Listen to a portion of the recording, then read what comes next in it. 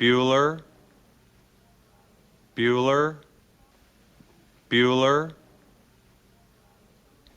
He's sick.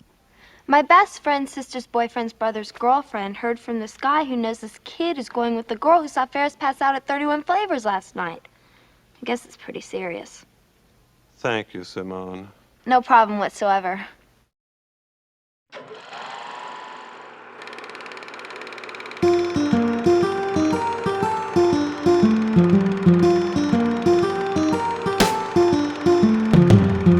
When we think of school, we often see it through the filter of our childhood reflection, painting a picture of youthful wonder,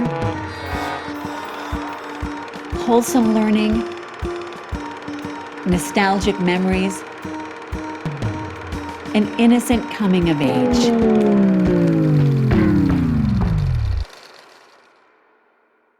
Unfortunately, this is not the reality of what is happening in schools today.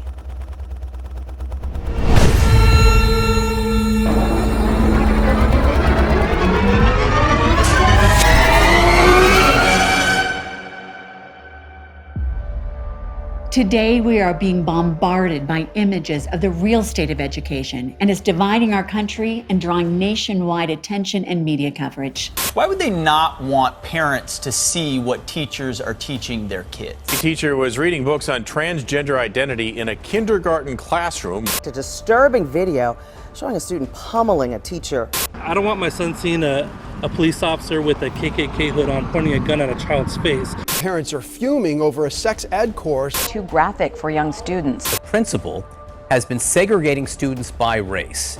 I don't think parents should be telling schools what they should teach. The Justice Department continues to treat parents as domestic terrorists. It was supposed to be back to the classroom today for thousands of Chicago public school teachers and staff, but some are saying no, and the Chicago Teachers Union says they shouldn't have to. Let's deny this off-key band of people.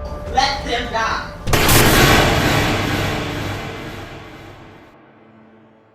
Public education has gone off the rails. In my opinion, the union has gone from caring about children to a very different agenda. Now it's about power and money and politics, and somehow the kids are getting lost in all of that. Once you get into this idea that it's really the government's job to educate children, you end up in a very, very dangerous place, and I don't see anything good coming out of that. Public education is the largest industry in America. It's where all the money is. It's why the union is there. It's why it's so corrupt. When we look at this radical agenda, the way our children are being exploited and the way parents are getting shut out, it comes down to one fundamental question.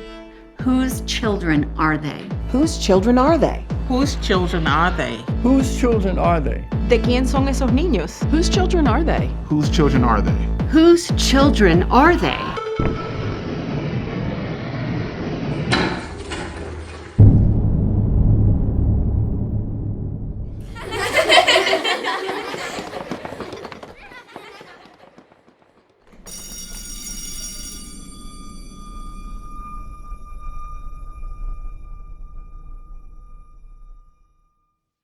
Whose children are they?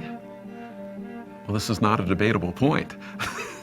This is a function of nature and natural law and the very basis for the American Republic, that it is the right and responsibility of parents to direct the education and upbringing of their children. Where did this idea come from that we're even asking whose children are they? How did this become a debate about who our kids belong to?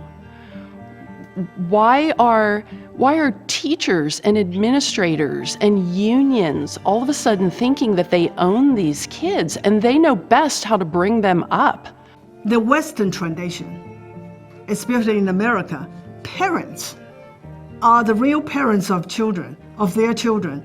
They are the ones teach their children the value. But the school is taking over that role. At the heart of it, what we're seeing is a clash of two worldviews. Cultural Marxism and the Western civilization view based on the Judeo-Christian values.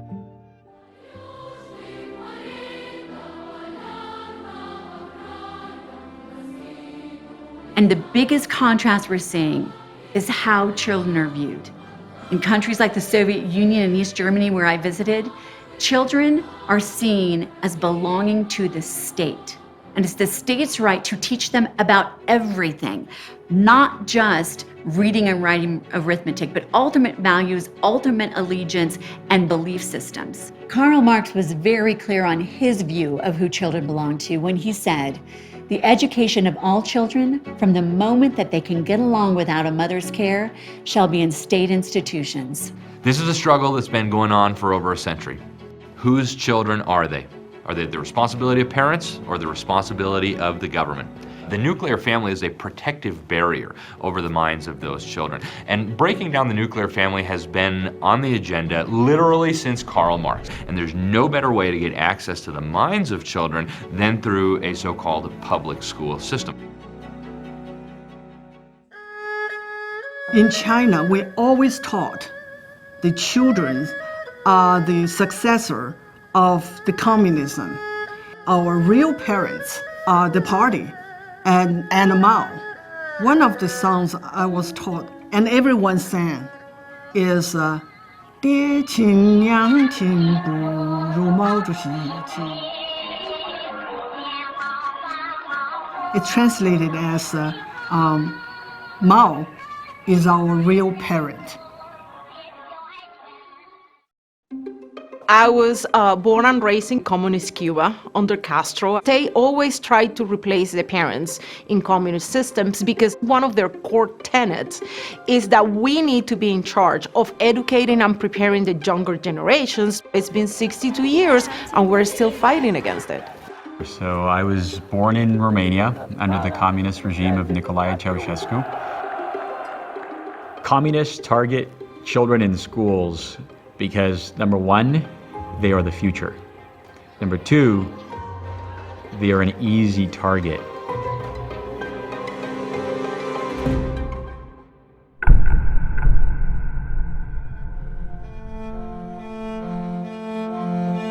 John Dewey is the single most important character in the history of our modern educational system. There isn't even a close second. He believed so thoroughly in Marxism and communism that he went to the Soviet Union and wrote back these glowing reports that appeared in the New Republic about how wonderful the system was.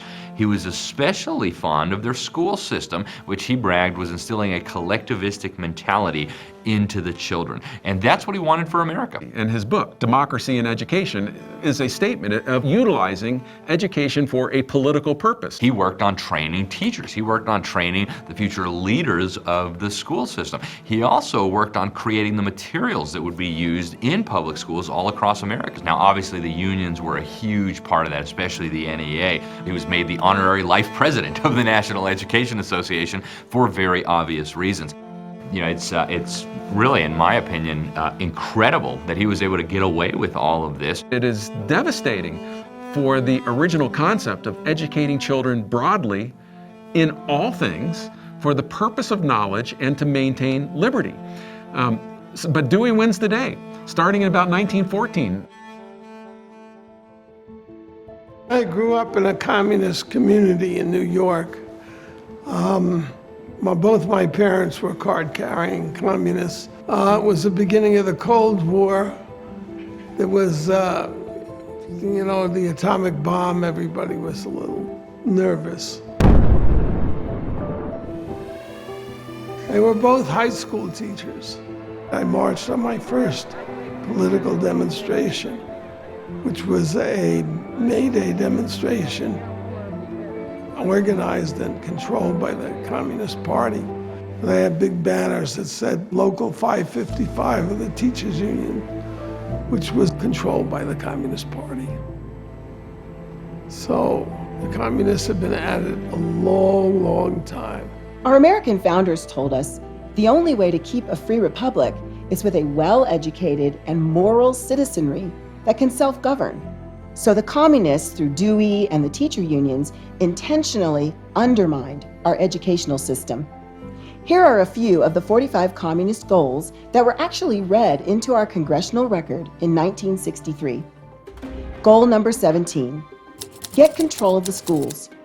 Use them as transmission belts for socialism and current communist propaganda. Soften the curriculum.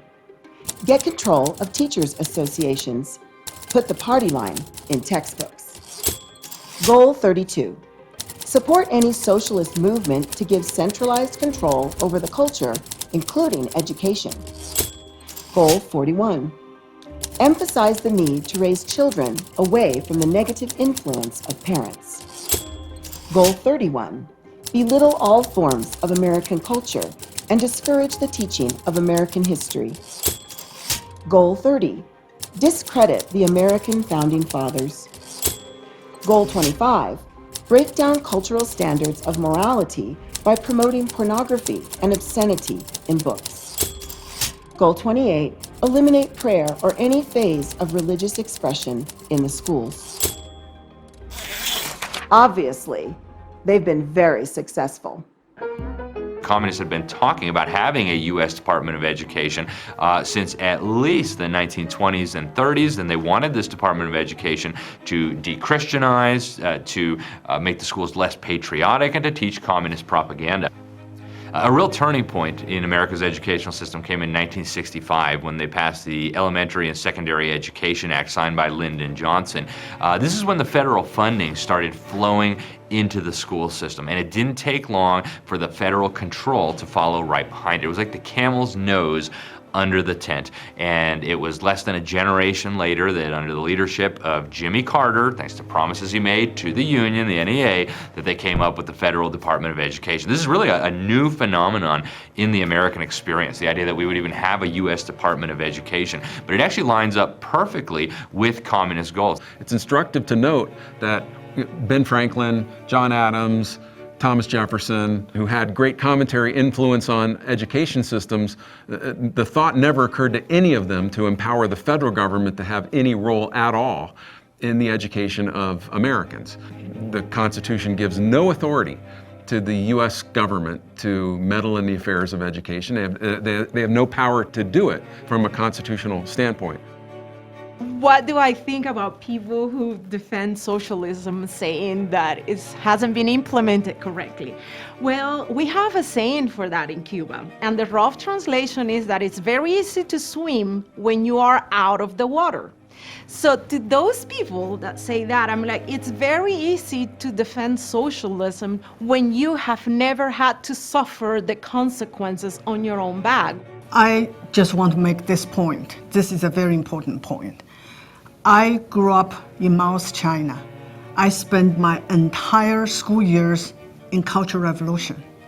I know what communism is like. America, we won the Cold War, but America did not defeat communism.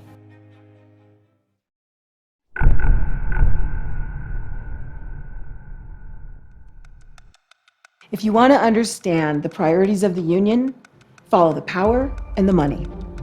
Union leaders live a limousine lifestyle. You can see that disparity, between the average classroom teacher and the person who supposedly is representing them at the top of the union pyramid in Washington or in a state capitol. And of course, we never discuss the fact that the per student amount of tax dollars that are spent has skyrocketed. Between 1992 and 2014, per pupil education expenditures actually jumped by 27% after adjusting for inflation nationwide. But over the same period, real teacher salaries after adjusting for inflation actually dropped by 2%. So we're throwing more and more money into the system, but it's not actually going to individual teachers in the classroom because of power dynamics and incentives on the part of the union bosses. And we don't look at also the fact that the levels of administrators versus teachers has skyrocketed. And if you look at more recent data between 2000 and 2017, Education Next has documented that nationwide, the number of students in the system increased by 7%, the number of teachers in the system increased by 8%, the number of principals and assistant principals increased by 33%, and finally, the number of administrators in the system increased by a whopping 75%. In what other industry do you lose 6% of your customer base and then you throw more and more people into the system? it doesn't make any sense until you start to think about the logic and incentives of the teachers union bosses like Randy Weingarten, who make over $560,000 per year according to the latest data. They want to put more and more people into the buildings because that means more dues-paying members, more revenues for the union bosses, and then at the same time it means a larger voting bloc to push for their political nonsense into the classroom at the national level. A real turning point for me was at a teacher union conference. One brave teacher stood up and asked a question. She asked the question all of us wanted to ask. Why are you spending our money on politics? We don't want our money spent on politics. We'd like to have a voice. They shut her down immediately. They harangued her, they silenced her, and while doing so, they silenced all of us. And you see it in like teachers' meetings, for example. Can we keep politics out of this? And teachers would come back and say, well, we are a political body. You know, this group of teachers is a political body. No, we're not. The teachers union has basically been a monolithic organization when it comes to pushing a certain very liberal viewpoint. 94% of the teachers union's political spending goes to Democrats.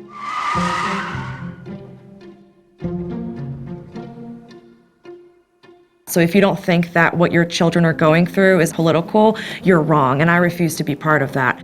For example, look at Randy Weingarten, who's the president of the American Federation of Teachers, one of the two main major teachers unions in the country, and you look at her recent speech that she gave to the AFT.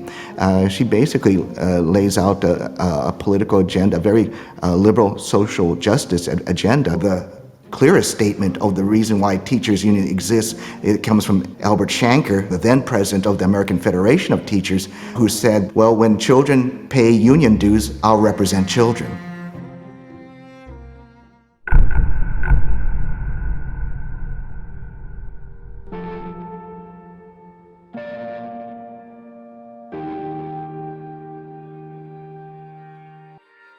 There's so much damage done by the lockdown on the students. Keeping kids out of school has definitely been a detriment. It was a horrible policy. It has been absolutely heart-wrenching watching what the kids have gone through and their emotional roller coaster. Days turned into weeks and then months. I can't imagine that we would no longer have a band program because we're blowing air into the classroom. I can't imagine having to be masked and told we're not allowed to sing. They're not allowed to express joy or beauty. I can't do that. It's gotten so absurd. There are viral images of band students trapped in little individual tents trying to play their big instruments. It's ridiculous. Also during the shutdown, many educational experts said that children have lost over a year's worth of learning. We have no idea what has happened to this generation, and we may not know for years. For young children, you can picture them sitting there 4, 5, 6, 7 years old in front of a screen for hours at a time. I've never seen such absenteeism. And even when we were saying that they were here, many of my kids would be in bed. Some of them would be sleeping. Some of them would be watching YouTube while they were in class, other cartoons. This has created what many child development experts have called the invisible child syndrome. They're not seen, and they feel completely disconnected from any other human being. I heard from a kindergarten teacher recently that when the children finally came back, her heart was broken because they didn't even look at each other. They didn't speak. They did not act like normal children act. Right now, there's 1 in 5 children that have neurological issues in school. No one questions why there's an epidemic of children who cannot focus, who cannot think, who cannot memorize. That is what we need to be focused on. Early education is really about socialization, and these children had exactly the opposite. The COVID shutdown basically affected me and my friends because we didn't have any social interaction whatsoever, and communicating from a screen is not like talking face to face. What was the real epidemic during the shutdown was never talked about. And that was the epidemic of suicide, depression, drug abuse, and alcohol use. Mentally, I just entered a deep state of depression would be the word for it. I was just really sad. I'm stuck in my house where I can't do anything. I don't remember the last time I touched a textbook. I don't remember the last time I hung out with my friends, which affects me like mentally because my friends are a big part of like my life. I was cooped up in my room, and slowly but surely I started to get depressed. I actually started cutting myself, and everything just hurt, and I didn't have anyone there to help me out with that. I couldn't go to my friends. I felt really alone. No, I felt helpless. There's nothing I could have done to make anything different.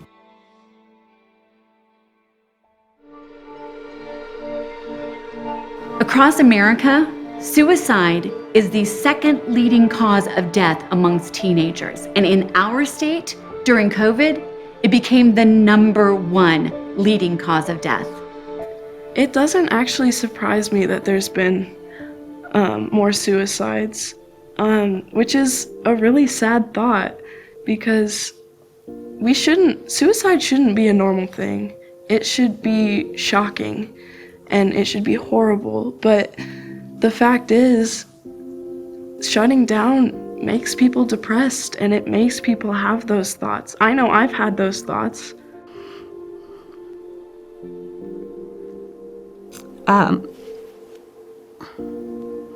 A couple of years ago, a child who had been a friend of my son's took his life.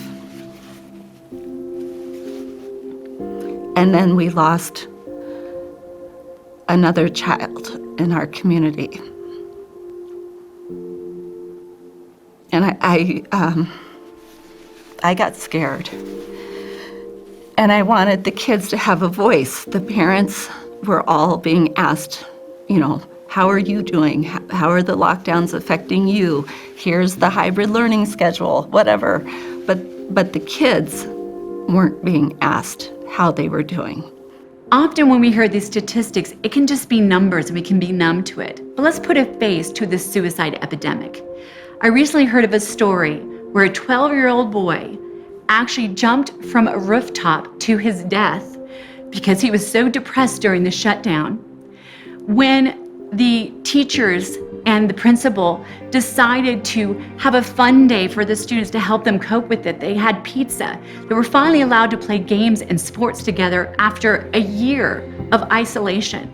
And the little boy came home and said, "Daddy, this was the best day ever.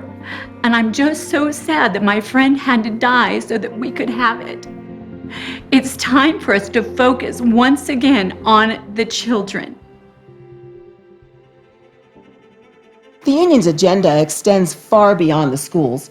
For example, teacher unions made backroom deals with the CDC to keep our schools closed and our kids masked. Why did the CDC agree?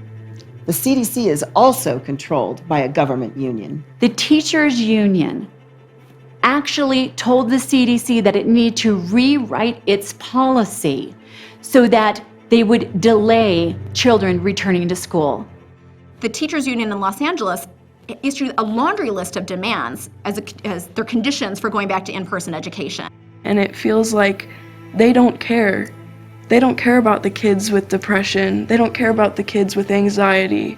They don't care that people have suffered and that it's made our grades horrible. It feels like they only care about themselves, and that hurts. I am very angry that the teachers union and the CDC have colluded to keep schools closed. This is an example of how miserably unions treat teachers.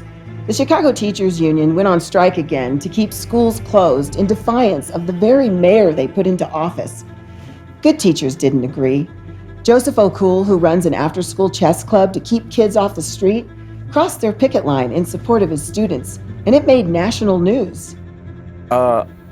In the previous strikes, I already made that decision because I joined the Chicago Public Schools as a teacher, first and foremost as a teacher. And my role, I believe my role, should be inside the classroom with my students. Should not be in the picket line. I did not join CPS to be a union member.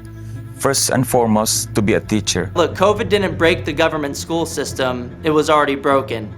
Since the start of this in March of 2020, the private schools were open essentially the entire time. They were able to figure it out, or they were fighting to reopen. The public school teachers unions were fighting for the opposite. They were fighting to keep their doors closed. And the main difference there is one of incentives. One of those sectors receives children's education dollars regardless of whether they open their doors for business. And you still have some of these teachers unions fighting to keep schools closed. But it's even worse than that. It's not just that they could keep your money regardless of whether they open their doors for business.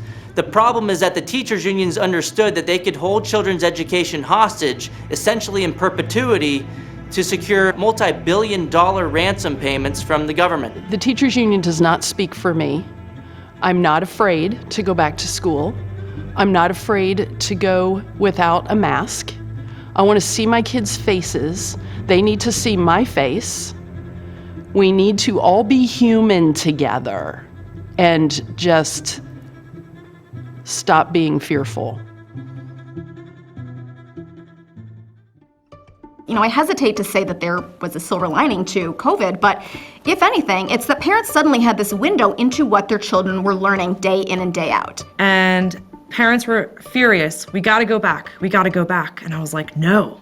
No. This is your time. Hang tight, sit back, watch from the comfort of your kitchen counter, from the comfort of your living room, what's actually being taught, right, to your kids. So I was like, don't rush it. This is your opportunity. Some places like Tennessee, they even asked parents to sign a form saying they would not monitor their students' curriculum. Why? What are they hiding? And I think the COVID silver lining is that America has woken up to it.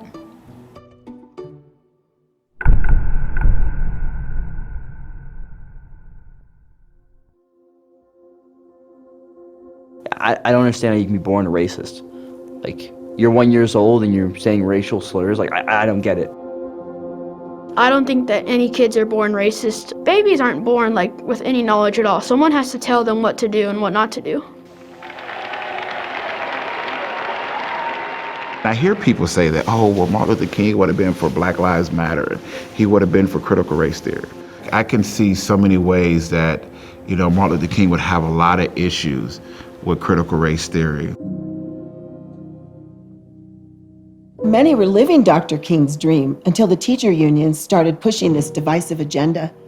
The National Education Association adopted business items promoting critical race theory as reasonable and appropriate, and they oppose all attempts to ban it. I would compare critical race theory as the very antithesis of the civil rights movement. The civil rights movement was effective because it was based on righteousness. It was based on human rights. It was about treating people as equals. And there's this little thing called the Constitution that has an equal protection clause, and the equal protection clause of the Constitution protects all persons. So they created a system that's really based in Marxism, okay? It started out as a Marxist ideal where it's actually class, but because that didn't work in America, it eventually turned into a race thing. That just reminds me of the Cultural Revolution. Mao taught us the class struggle is everywhere. It is something we have to talk about yearly, monthly, and daily. Critical race theory has been around for a while. It's coming from the school boards. It is coming through the government incentivizing certain types of teaching, and the social emotional learning, educational equity, culturally sensitive teaching, and they have all sorts of ways to do it and say it, and it doesn't always come to you as, oh, critical race theory. When we learned that in our own school system they were trying to introduce something called educational equity, we began to look a little deeper, and the national media took notice. Well, what's going on right now? Equity policy is the same as critical race theory. The reason why it's so damaging is because it divides students into groups. It's not the same as equality or equal opportunity, which every parent is for and what the civil rights movement was for. Equity basically says that there has to be an equal outcome, which only happens when you gerrymander a system to favor one group over another. They can call it whatever they want, but at the end of the day, what they are doing is creating an anti-American education system that teaches children to hate their country and to question everything that they do based on this concept of systemic racism, which is critical race theory applied. That's what the unions and the school education system is teaching your child with critical race theory. It is not about eliminating racism in any way. It is about letting you know that certain ways of thinking are approved and certain ways of thinking are not. We all know the Dr. King quote that has been shared, color of our skin versus the content of our character. He had a dream. This is a nightmare. It is a nightmare for our children, and it needs to end now. It trains white children to see themselves as oppressors. They're also supposed to walk around with an endless, relentless guilt. For children of color, they're taught that they're victims and that they are in a system and born into a system to which they can't overcome. Picture this. They're telling beautiful young children who could just grow up to be friends that if one happens to have less melanin in their skin, they're an oppressor with inherent bias, prejudged and shamed. That argument itself is racist. And anyone who makes that argument that all minorities are victims and all white people are oppressors, that is a white supremacy argument that ought to be rejected. I think that's child abuse. It's just robbing them of their innocence, and you're not letting them have a childhood. I've had a good friend since I was 3 or 5 years old who's black, and now critical race theory is trying to divide us and saying that we should naturally hate each other because we have different skin colors, and that just lights a fire into my butt, and that's why I want to put a stop to critical race theory so that a lot of friendships can be saved and that we can just all get along.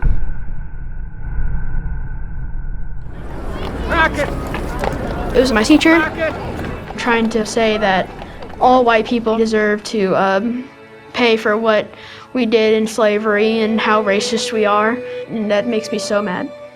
Telling a beautiful young child with lighter skin tone that they are somehow personally responsible for the evil and horrors of slavery would be like telling a beautiful child of Japanese descent that they're personally responsible for Pearl Harbor.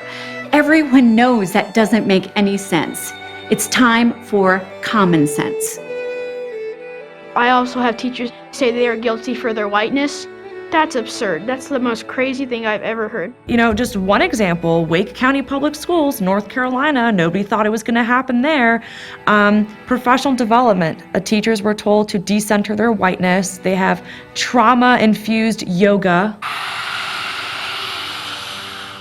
That's a new one. And this whole notion of white privilege is an absolute insult to me. And I've told some people to their face that it's an insult.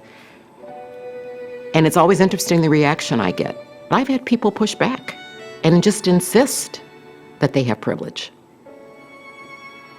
I want them to stop and ask yourself, do you realize what you're saying?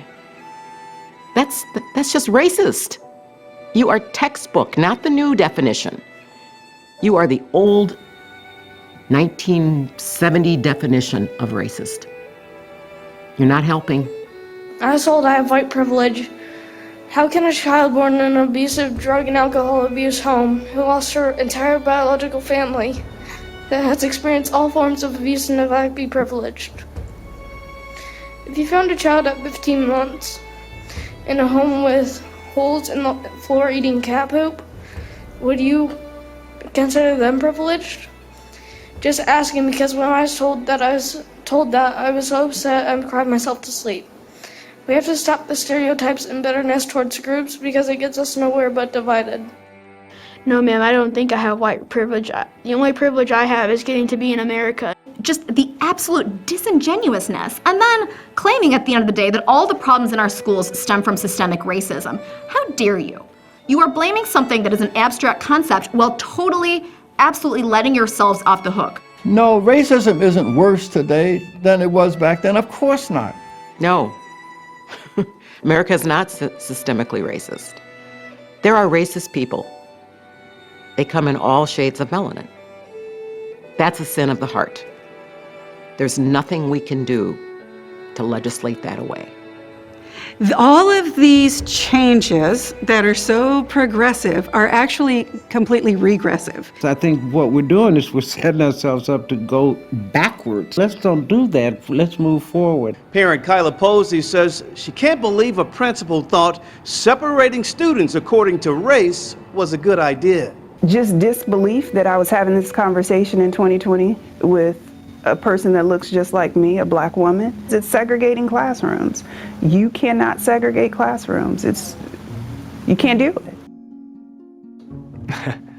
Well, I don't have any guilt for who I am or how God made me, but our schools tell us that I, just because of the color of my skin, am immediately racist to black people, to minorities, and I've also been called a neo-Nazi, a fascist multiple times on social media. I have a special treat for white America who feel guilty. I'm a self-certified racial exorcist.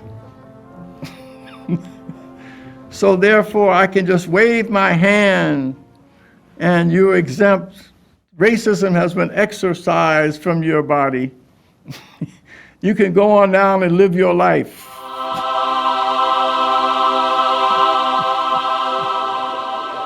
I'm sure you feel better. A story out of Nevada shows just how fundamentally wrong CRT really is. A student was told that he had to confess his white guilt. The catch? He was biracial and his mother is black. When he refused to comply, they threatened to fail him.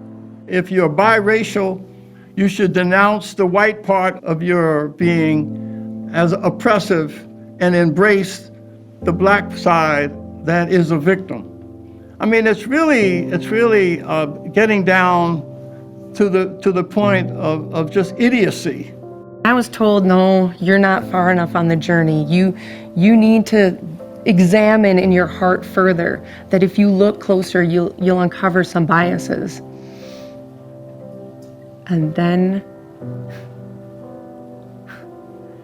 I just didn't know how to respond. My kids are minorities. I'm married to a minority. My children are biracial, so what am I to tell them to be oppressed or you are the oppressor? How can I? Our family is a mixed race family. I am married to a white man. We have these two beautiful children who are now adults, and we have a grandchild who has one black grandparent.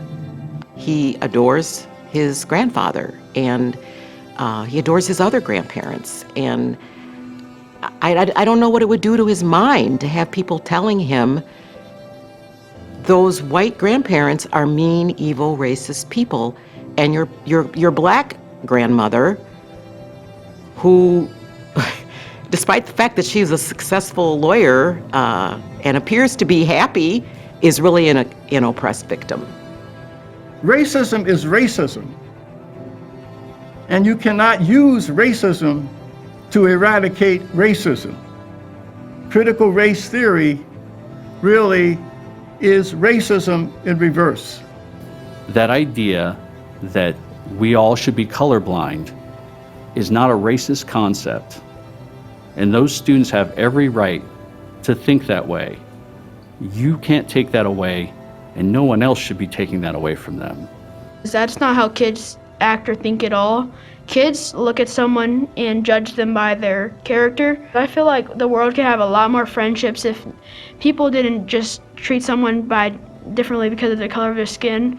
We just got to know them and see if they're a nice person or not. A viral father-daughter TikTok video perfectly showed the true nature of children. They don't see color. They just want to be friends. Daddy teaches you can be anything in this world that you want to be, right? Don't Daddy teach you that? Yeah, and it doesn't matter if if you're black or white or any color. Doesn't matter if you're black, white, brown, yellow. Right? Black. And how we treat people is based on who they are and not what color they are. And if they're nice and smart. See? This is how children think right here.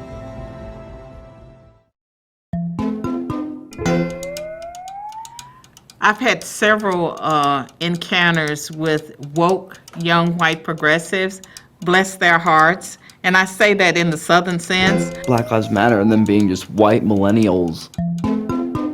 They think they know what they're talking about by raising a fist. I went through a Wendy's drive-thru, and this white woman, she was like, Black Lives Matter. And she was like, we stand with you. I was in complete shock. I was like, what are you doing? You sound so dumb.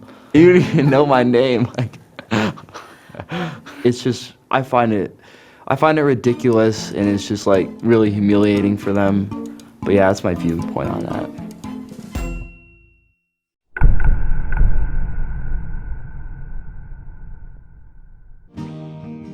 When I was a girl growing up in Arkansas, if I got in trouble in school, I get in trouble with the teacher, I get in trouble with my aunt who lived next door, I get in trouble with my neighbor down the street before I got to my mom and dad. At the church, the pastor would preach about it Sunday. I was worn out from being in trouble by the time I got home, and I was like, well, is there nobody that doesn't know I got in trouble? You know, and my dad would say no. The decision was made that there was a disparity in discipline between primarily black students and white students. No one's bothered to dig under the covers to figure out, okay, is there a disparity? If there is, what's the cause of it? With the current narrative, the cause is it's because white people don't like black students. And so what that has meant is behavior that should get nipped in the bud doesn't get nipped in the bud, because if you, especially under the Obama administration, I'm sorry, should I have said that?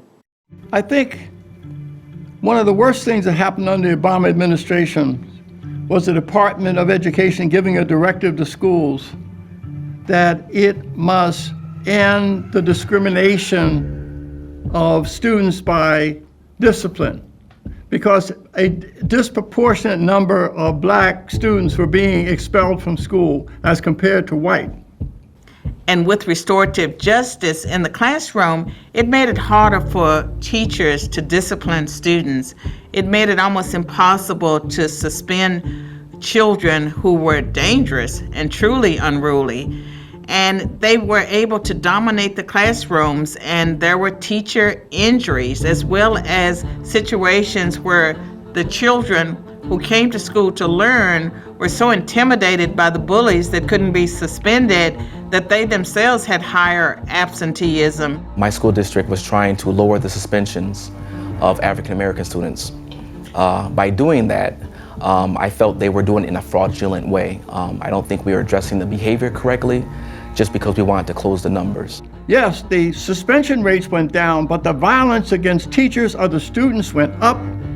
And in one case, 50% of the teachers walked out of the school because they were terrorized by the students. Right now in schools, it is not safe to be a teacher. It's not safe physically to be a teacher because the discipline issues are not taken care of, and it's easy to walk into a situation where you can be hurt. The plight of teachers and kids was perfectly articulated by an award-winning Wisconsin teacher who resigned her beloved position because of policies that turned her school into a war zone. A teacher was taken away in an ambulance with a bleeding head wound caused by a fight among 3 students. Another teacher was physically attacked by students trying to set off a deadly allergic reaction on purpose, causing her throat to close and her to struggle to breathe. A student was held down on a table and his legs put into vice grips so that other students could take his shoes. A student had his pants and underwear pulled down, exposing him in a crowded hallway of students. Another student approached a group of teachers and pulled his pants down and touched himself inappropriately while laughing at their requests to stop. Male and female students this year are slapped on the buttocks, pitched in the chest, kicked in the groin. Just last week, 2 students laid on a table in the classroom and kissed each other heavily and pretended to have sex while a substitute teacher tried to get them to stop. All of those things I just mentioned happened in the month of May. I would not survive another year in the toxic setting at Washington. I must resign, even though I have a broken heart, because I cannot survive in this unhealthy and unsafe environment any longer. When you take discipline issues and you remove the process of intervening and changing the behaviors of students, you don't get better behaved students, you get chaos. I've got a student in my class and he attempted to strangle another student. And I actually had to physically intervene. And then this was handled administratively, not as a crime, because the viewpoint is that kids don't commit crimes.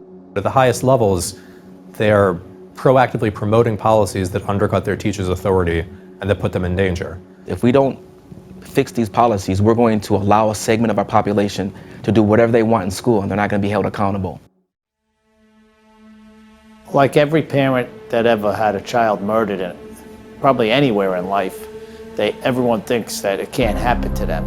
It's every parent's worst nightmare, and we all remember seeing the images on the news of friends and classmates mourning Meadow's death. It's an M for Meadow. M for Meadow. My daughter would want everyone to know what happened to her and why it happened. The killer couldn't have been more clear about who he was and what he wanted to do. Today is the day. You're all going to die. They knew that his nickname was Crazy Boy. He was the one that was going to shoot the school up, but they didn't arrest him. Every step of the way he telegraphed that to the people around him in the school, and every single time they made the obviously morally wrong decision about him. There were so many failures, and I wanted the world to know what happened.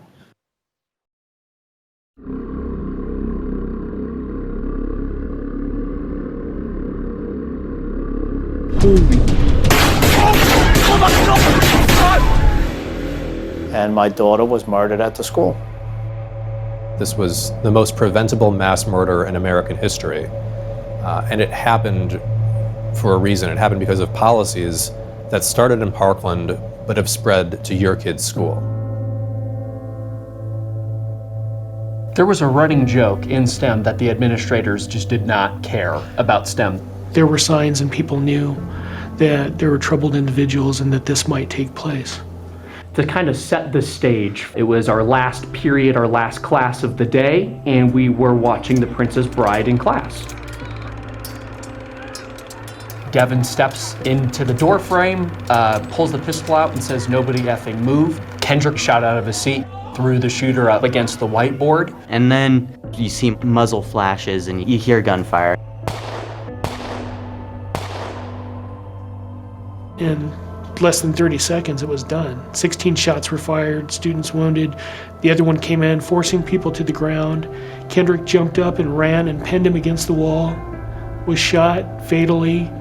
While Kendrick was laying on the floor at the crime scene, they were making phone calls to attorneys. And we were up until like 5 in the morning. But I didn't sleep. I was waiting for him to come home. Yeah, we were waiting for him to come home. We were waiting to hear the Jeep. I mean, these people are morally challenged. They're beholden not to parents, not to kids, but to their ideological interests and to these ideological pressure groups.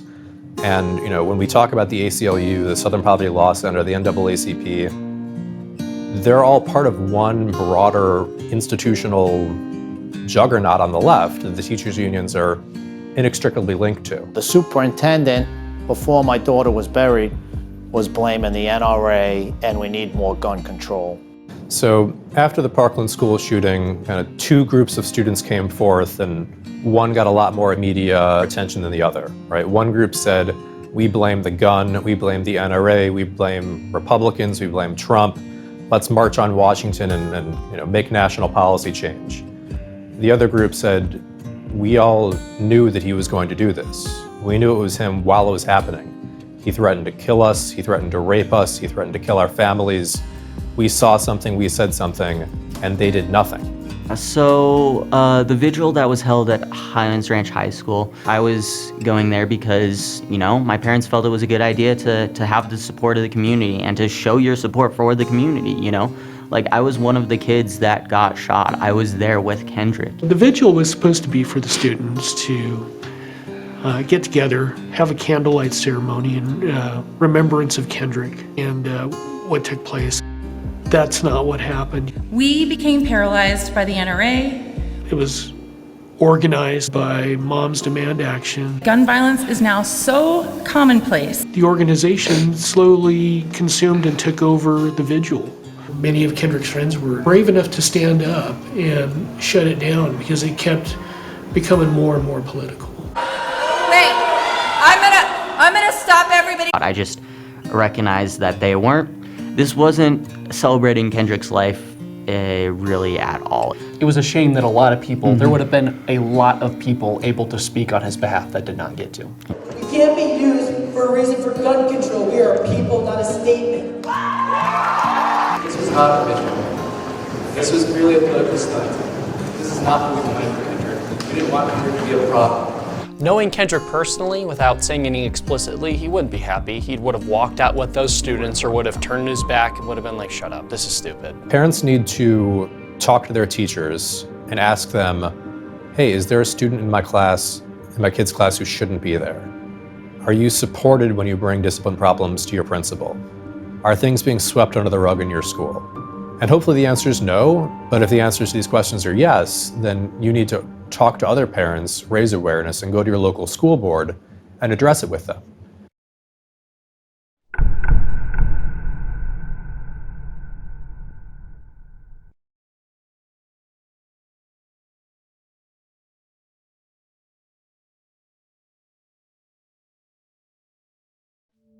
They're teaching these kids X-rated sex acts. They teach about anal sex, they teach about oral sex, on putting the child's mouth on somebody's anus. We teach the children how to wash their hands after they use the restroom, and they're teaching our children how to put their mouth on their anus. I think that the overall goal is to desensitize children to all of these sexual ideas, all this sexual content, and give them the feeling that everything's okay, everything goes.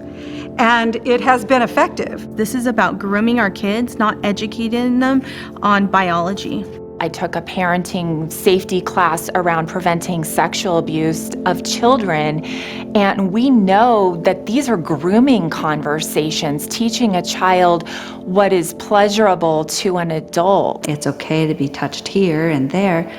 They could be molested by a sexual predator and think it's okay. Well, the material that we're teaching is not age appropriate, certainly not for 11 and 12-year-olds. One of the games that stands out the most for me, because it horrified me that little kids would be singled out and put in front of the entire class. Each player would have an index card held over their head, and let's say the term was masturbation. And the students' team members shouting clues at this student to try to get the student to guess the term. Imagine being an 11-year-old girl with an entire class of girls and boys shouting at you clues for you to guess the term masturbation. Another game that we were instructed to use with the students was to instruct them in the proper use of condoms.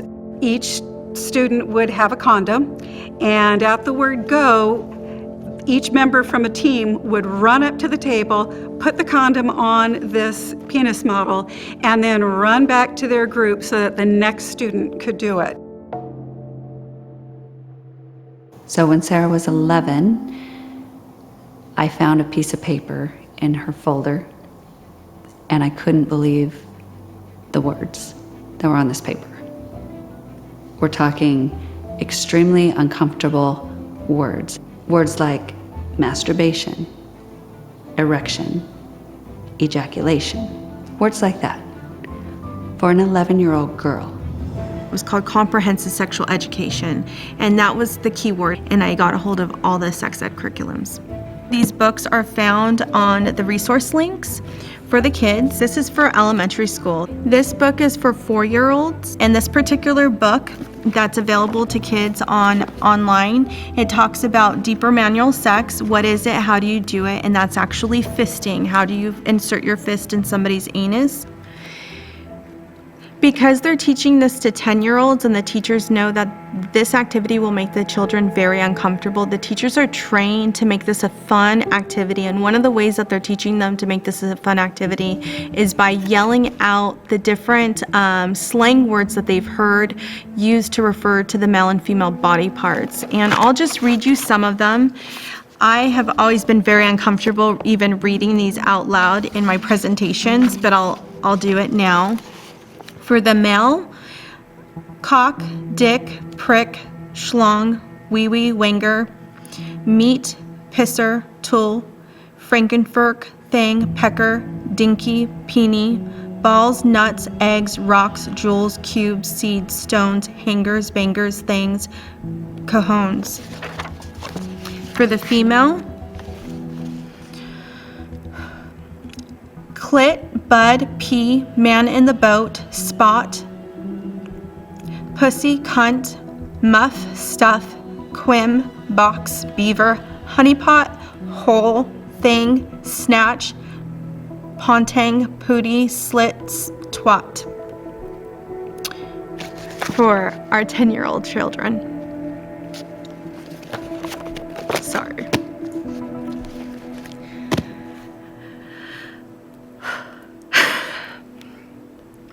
I mean, they're even telling kids to experiment with different sexes, like in 7th and 8th grade. I know of a student that had a science teacher, and the science teacher told that student, hey, why don't you try you're still discovering your sexuality, why don't you try having sex with different genders? You can choose your gender. Do you like trucks? To a little girl? Well, you might be a boy. Have you ever thought about what it would be like to be a boy? Is that child pondering the thought of being the opposite gender? I think so. I think it's happening to our kids because we see an explosion of children experimenting with their sexuality. It teaches boys how to masturbate. Even in this book, it teaches how to masturbate each other, 2 boys together. It shows how to measure each other's penises. I mean, it goes on and on. I came from the porn industry. I came from the grooming, the sex trafficking, the exploitation. Imagine my surprise when I saw my old world in our current sex education curriculum for children. Healthy Teen Network is an organization that actually gets funded by the CDC, and they help train sex educators for public education. Many of our districts are working with Healthy Teen Network for training opportunities. During COVID, the Healthy Teen Network provided resources for schools and teachers to use online. One of the lessons taught in 2020 was called 5 Tips for Your Sexual Health During COVID-19. The tips are outrageous. Tip number 1 tells children to sext. It claims women feel more empowered from sexting, and the lesson provides 54 ideas for sexting that include talking porn, handcuffs, and threesomes. The second tip was use solo sex or masturbation, and then the lesson taught kids how to do it. The third tip was to look at porn. It claimed that porn is a healthy part of sexuality, and they provided links to videos and a toolkit. The fourth tip was to date yourself. And the fifth tip was to go online and engage with sex experts who will teach you, quote, how to use sex toys, tips for dirty talk, communication and consent, or how race, class, gender, and power show up in sexuality, end quote. After we researched thoroughly, we found that it was Planned Parenthood, the ACLU, teachers' unions, and other very far left advocate groups that had lobbied and funded the California Healthy Youth Act and promoted programs like Teen Talk and the curriculum that we're now forced to provide to the kids. Even though teacher unions push this sexualized content, most teachers would never teach it. But when teachers refuse to teach it, the schools can bring in so-called experts. That's why Planned Parenthood has contracts with school districts all over the nation. For the schools to be able to teach the comprehensive sexual education, their IT department actually has to take off the restrictions off the teachers' computers so they're able to access these things, or else they would not be able to. We already have obscenity laws. Most people don't even know that schools, they're exempt. When they say that maybe the content is not age appropriate, but the way that they're presenting it is age appropriate by putting it in cartoon form, they're using the Amaze videos, and that's actually a resource, a supplemental resource that they call, or a link, so you might not actually find it in the curriculum documents if they do show them to parents. Activist teachers are using these cartoons to discuss X-rated sex acts with children. Yes, come on, yes, oh yes, aha! In one particular Amaze video, they are showing an interaction between a male and a female, and the female has a little white shirt on, and her buttons burst open, and her very large breasts pop out, and then his penis turns into a lasso that he lassos around to go catch her, and then they're in bed together. And then even if you look at the bedpost, it's formed as penises and breasts. I really need to figure out what is going on in our little daughter's classroom. She's in first grade. The teacher put on the Queer Kid Stuff video, and it's put on by activists, and they teach from everything from homosexuality to transgender ideas to drag queens. We got forwarded a teacher email. And in the teacher email, it says, teachers, we want you to intentionally weave gender fluidity into every aspect of your lessons. In test questions, essay prompts. Math. Yeah, we said, what does math have to do with this? So I immediately responded to the teacher's email saying, I'd like to see the curriculum in advance. He let me know that he didn't have the curriculum. I should reach out to the principal. She said, well, I don't have that information. So I went back to the teacher, it cut it back and forth, and finally found out it was a pediatrician who was coming on campus to teach. And I called that pediatrician's office multiple times and asked to see the curriculum in advance, and there was never any response. What was really frustrating is that then it was taught, and I found out afterwards, and never really had an opportunity to opt him out. Something happened in Rockland, California. There was a kindergarten boy that came to the classroom towards the end of the school year who was going to announce to the classroom that he was now going to be identifying as a girl.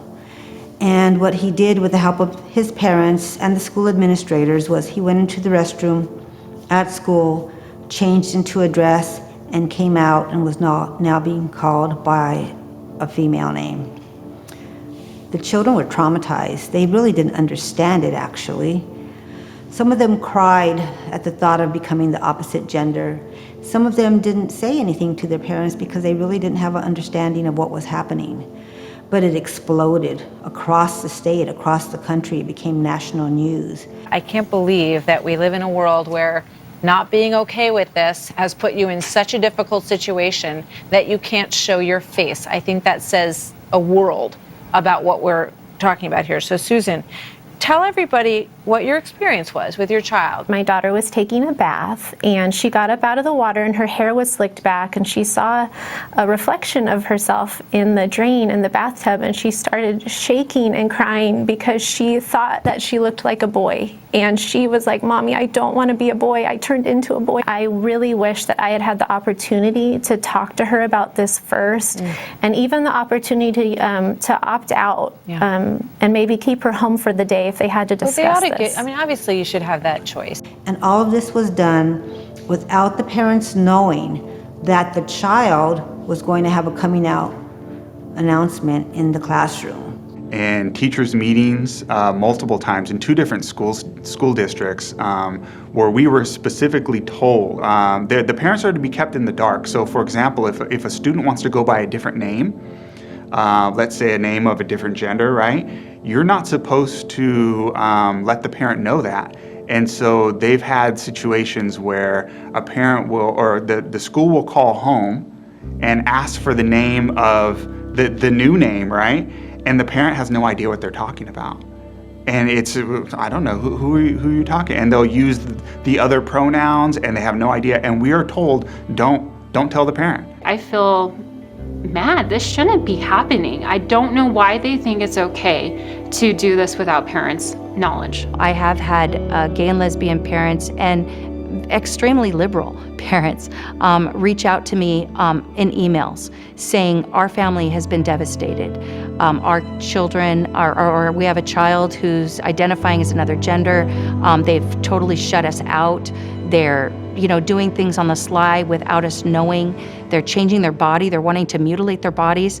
And their parents are, they're heartbroken. This is tearing families apart, whether it be a gay family or not. These are families, and they should all be respected. I think we need more transparency laws. So I know that there are some organizations that are fighting for transparency laws. So what parents need to do is ask their district to put all lessons online so that parents can look at them. All curriculum, everything your teacher is teaching your child should be able to be online. I started Parents United America a couple of years ago because right here in Colorado, they shoved through the comprehensive sex ed on the very last day of the legislature, despite hundreds of parents showing up to make their voices heard. When I testified in front of legislatures in Colorado about the sex ed bill, I was really disappointed. They did not listen. So after that, I helped write and introduce a bill called Sex Ed Transparency. They didn't send it to the Health Committee. They didn't send it to the Education Committee. They sent it to the Veteran and Military Affairs Committee. Why? Because it's commonly known as the Kill Committee, where they send bills that they don't want to see the light of day and they don't want people to know anything about. We have so stepped through the looking glass that you see people from every walk of life joining together and saying this is no longer common sense. I've been connecting with self-proclaimed radical liberal feminists who are stating that everything they fought for since the 60s is being eliminated. Title IX, its original intention was to allow girls the opportunity to compete in sports and get scholarships. That's being eliminated as they're now being forced to compete against biological males. The first race that I competed against a transgender athlete was during my freshman year. And once the gun went off, the transgender athlete took off flying and left all of us girls in the dust. I knew right then and there that some girls would be missing out on great opportunities to succeed, and that women could be completely eradicated from their own sports. The state of Connecticut's Athletic Association now allows biological males to compete in women's sports, and that has had the effect of displacing girls like Selena from podium spots and from advancing to the next level of competition. It really has created an unlevel playing field for women's sports in Connecticut. I know that I'm not the only girl who has missed out on opportunities. There are countless other girls who have lost meets and titles and their drive to compete as hard as they can because they know that they will never be good enough to compete against these athletes.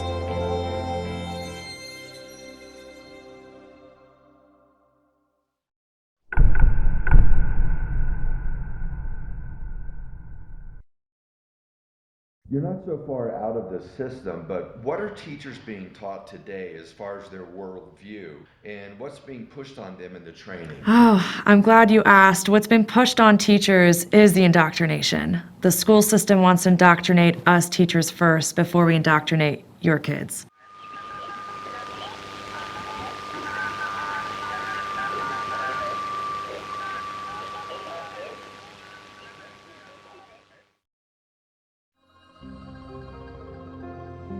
There are two types of teachers, one that are real teachers and one that are activists that got a career in teaching. Some of these activist teachers can't wait to get on social media to brag about their indoctrination of little kids.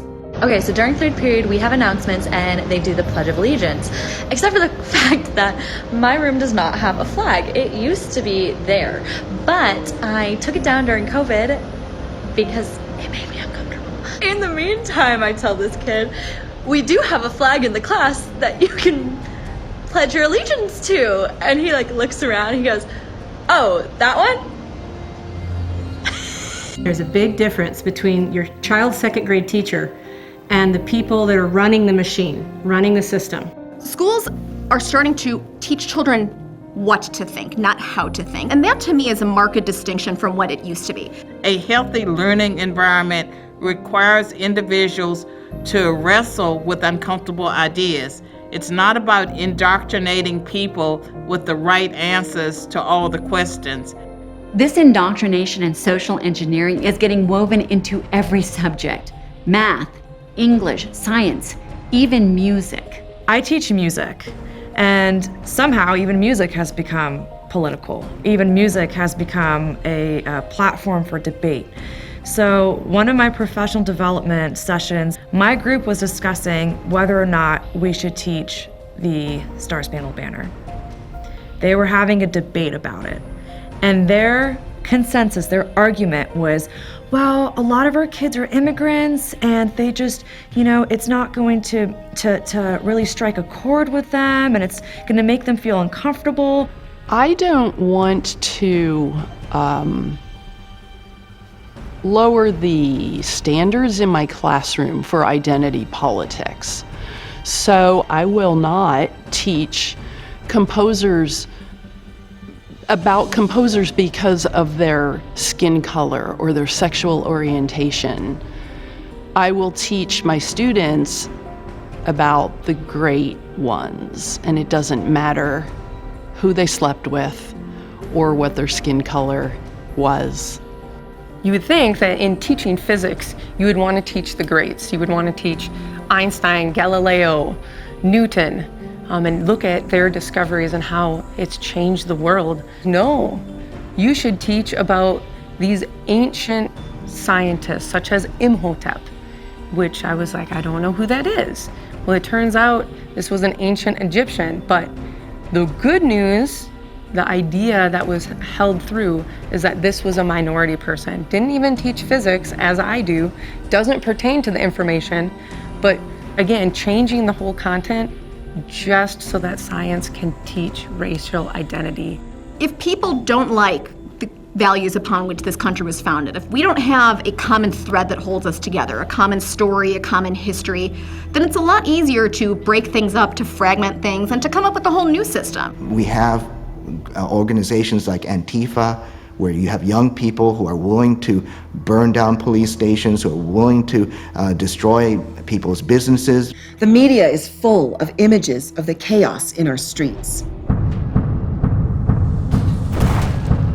You have to ask, why are they doing that? It's because of the indoctrination that they've received in their education. It seems like some of the public schools are just trying to create activists. This is not a conspiracy theory. This is all out in the open. They are training your children to be political activists. In fact, Project Veritas recently got a teacher on camera admitting this very point, that the indoctrination is unfortunately working. I have 180 days to turn them into revolutionaries. How do you do that? How do you scare the out of them? I have an Antifa flag on my wall. The shift has focused from making sure kids know how to read and write to now making sure kids are activists for the left. They're being used to push a political agenda. Most of these children are very young, many of them as young as kindergarten age, 5 years old. I would say that's like the #1 goal in our public schools in California, is to turn our students into brainwashed activists. The pernicious thing about so many of these programs is that they sound really great. They have wonderful names hiding the real agenda. For instance, No Place for Hate. This is being taught to 1.4 million children across the country, and their parents have no idea the real agenda. I'm going to quote it because this is from the Educator's Handbook. The real goal is to assist educators to teach through a lens of diversity, bias, and social justice and affect systemic change. This program highly encourages schools to move beyond kindness to social justice. Under the category 10 Ways Youth Can Engage in Activism, they coach teachers to do the following exercises. Teach children how to engage in walkouts and protests. Children have been brought out of school, out of the classroom, to come to protest. Teach children how to create chants and slogans. It's like they've already got coached on all of the leftist chants. I just think it's crazy that these kids are chanting no hate, and they're saying that I hate Donald Trump. I'm supportive of my daughter, and this is what she learned in school, so. They even encourage children to report each other. Children being taught to report on one another, their teachers, and their parents. The kids get praised if they repeat what the teacher has said, and extra praised if they're putting someone who has spoken out into their place. It has nothing to do with teaching our children and everything to do with indoctrination. Well, Abraham Lincoln said that the philosophy taught in the schoolroom will become the philosophy in politics in the next generation. And it only takes one generation of students to go down the wrong path for us to lose them. We all know this. Once they're old enough, they don't have to question the government. When they're old enough, they don't have to question anything at all. Oh, you're going to be shut down for the rest of the year? Okay. Oh, you have to cover your face for the rest of the year because we told you so, even though you don't need to because you're perfectly healthy? Okay. So this is why everything that's happening in the school system is happening. It's all connected. There is a reason why Generation Z, these kids, are becoming further and further left.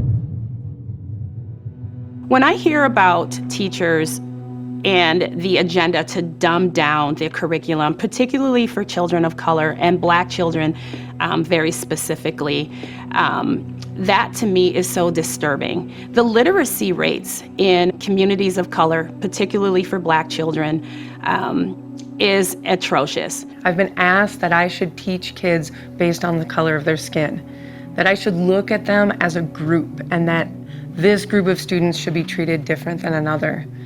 And that's just so unfair, that all students have an equal opportunity to become the best person that they can be. It's really sad because you have to think about this. We're in a low-income community. Poverty level is sky high, and these kids really want to learn. We have these union teachers that feel that they have the right to tell an entire class of mostly Hispanic children to look at themselves in the mirror, that they are worthless. I will never allow anybody to ingrain that idea into my children's minds, because that's not what I came to this country for. The goal of education is to educate. Less than 1/3 of America's school children are proficient in anything. It was clear that the idea was to destroy the level of education we were getting because we were not filling the mold of having kids that were underperforming. You had minority kids that were overperforming and excelling, and that was what had to be destroyed. The very job of schools they're failing at, and that is academics.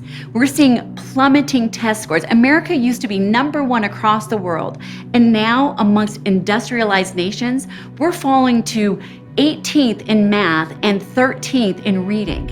That's unacceptable. Just look at the data that we're seeing. We're seeing children more dumbed down than they've ever been. And that's not a political issue, right? Democrats and Republicans, libertarians and Greens, they all want their children to be able to read and to write and do math. States like Oregon have eliminated all standards for graduation.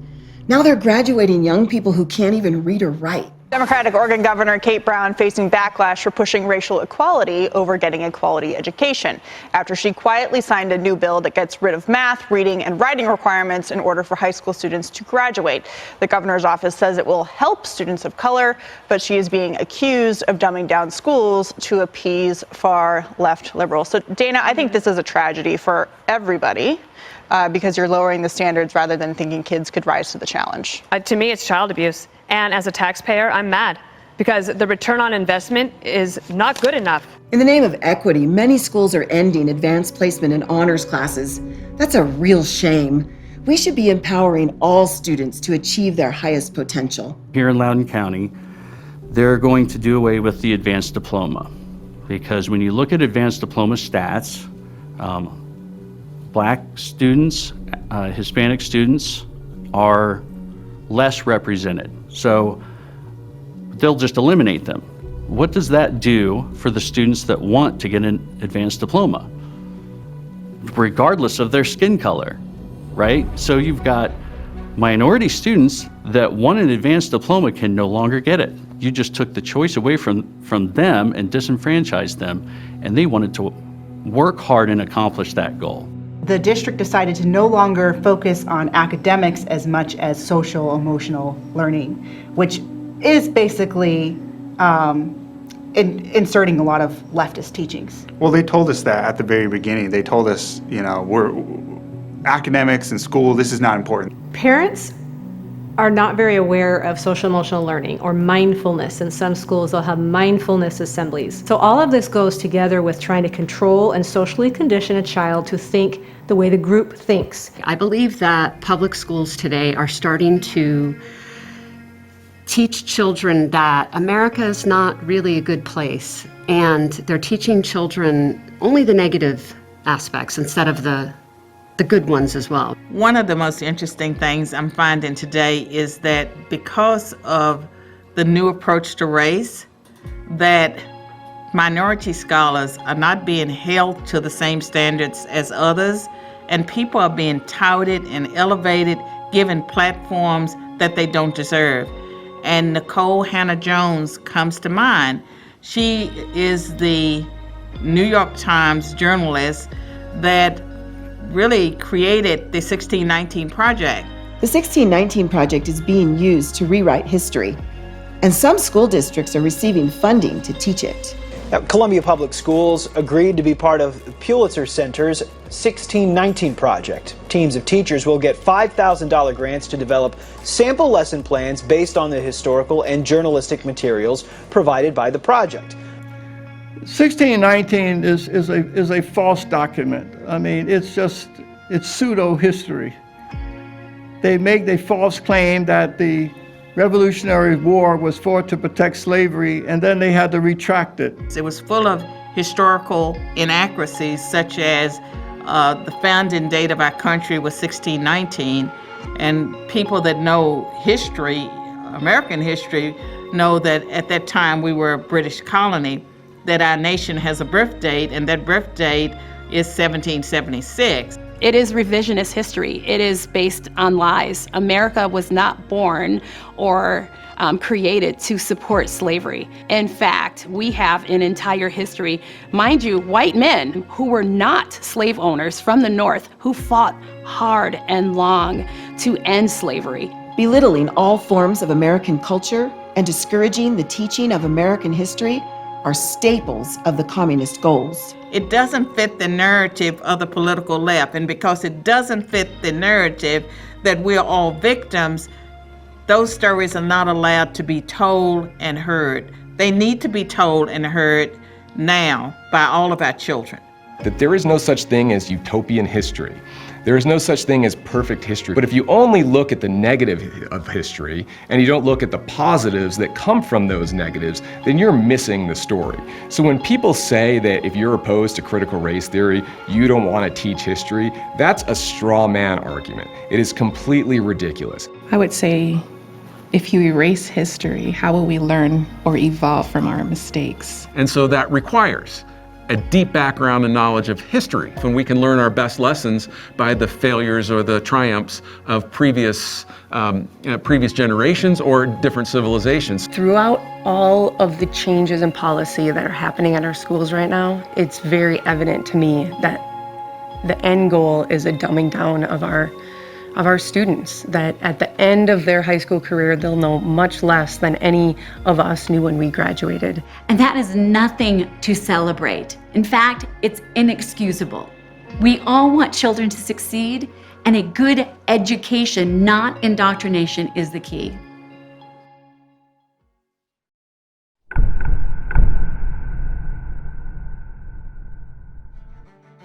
In an effort to expose the unions as the root cause of the problems in our schools and the bullying of teachers, I was asked to address the nation at the 2020 Republican National Convention.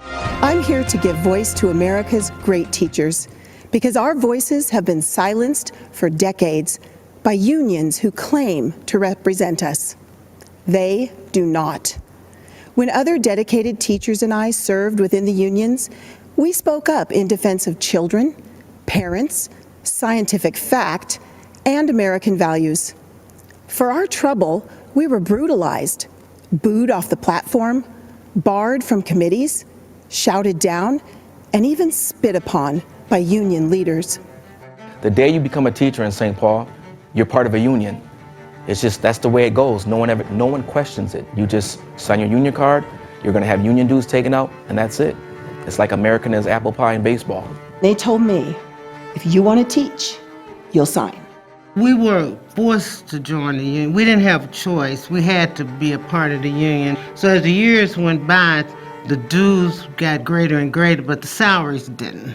Who do the unions represent? I believe that they represent a small number of teachers that want to reshape society regardless of how the families and the other teachers feel about the direction they want to take us. I was able to figure out that they were giving teacher dues money to Planned Parenthood. I said, I'm done. After being forced to fund unions for 25 years and having them misrepresent me in every way and bring harm to my students, I'd had enough. So I joined as lead plaintiff in a lawsuit to end forced unionism for all government employees in the United States of America. Our case was heard at the U.S. Supreme Court in 2016. As you can imagine, our lawsuit did not go over well with the unions.